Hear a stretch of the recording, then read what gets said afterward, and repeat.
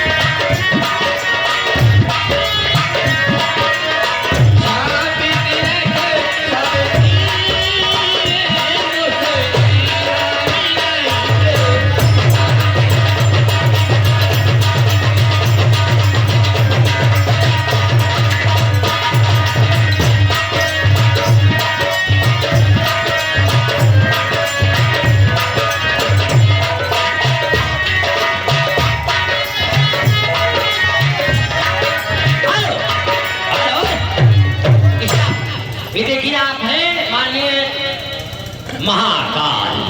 महाकाल सैदापुर के निवासी 10 रुपये का पुरस्कार देते हैं हमारी पार्टी तरफ से उनका बहुत बहुत स्वागत है। लेकिन हेलो लाइन बदल दो लाइन बदल दो। हाँ लीजिएगा एक गजल में आएगा गजल में कहना है अरे तो सच्चे